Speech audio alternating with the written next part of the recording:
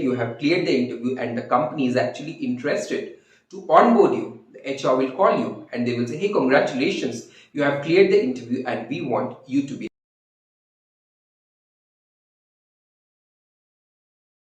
Hi, I'm Rajesh and welcome to another edition of Vlogging with Rajesh G. How are you guys doing today? I hope all of you doing great and I hope it continues that way. You know, there are multiple stages in the job offer letter. And most of us, we are not aware about it. Even I myself, I was not aware about it until I started working on this particular vlog. And these stages play a very important role in the salary negotiation process. So let's just see what are the stages. So the first one is verbal offer. So the moment you have cleared the interview and the company is actually interested to onboard you, the HR will call you and they will say, hey, congratulations, you have cleared the interview and we want you to be our employee. And they will verbally brief you about your CTC as well as other perks and benefits. Here you have to be very attentive, and if in case you are not comfortable with the magical figure offered to you, you can clearly say, you know what, this is not the CTC which I'm looking forward to. This is the percentage which I'm looking forward to. Here I would like to quote my example. So in one of my organizations where I was about to join, the HR called me, he broke this news to me. And then he said, you know what, on your current CTC, this is the percentage which we are planning to offer you. And I very politely told him, you know what, when somebody switches job from one organization to another, this is the minimal percentage which they ask for and the companies they offer. So don't you think you should also follow the same standard? Very politely I said that, and HR knew what I was talking about. And he said, okay Rajesh, we will get back to you. And the most important thing, the scope of bargaining is very high in the verbal offer. Reason? See, nothing is in papers right now. This is just a rough discussion. Later on, things will go into written format. And if in case, especially in terms of insurance policy, which the company is offering you, if they're only covering you and your parents are not covered, this is the moment when you can actually ask them, will my parents be covered? So these are very important things which you should clarify in the verbal offer stage. Now then comes the written offer stage. Now you have put forward your recommendations, your suggestions. The HR would have gone through it. After that, what will happen? HR will give you a ref or a pro forma offer letter. So this may not be in the company letterhead and it may not be signed. Probably it's just a mail that has been sent to you so that you can go through the company's offering, especially in terms of your CTC, your other allowances, everything. What will be the part of your final offer letter.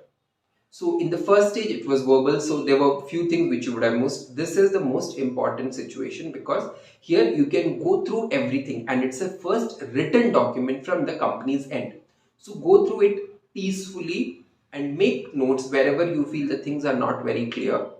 After that, you can, reach out to the HR and you can ask them, there are a few doubts or few confusions in the offer letter that you have rolled out to me. And then you can say here, these are the things and they will do. Here also the chances of bargaining is there, but the chances of bargaining is little minimized. Okay, because you have already done it in the verbal stage. Now, once you have cleared everything, you have approved everything. Now, you and the HR has reached to a consensus situation wherein, both of you have agreed to something, making it a win-win situation.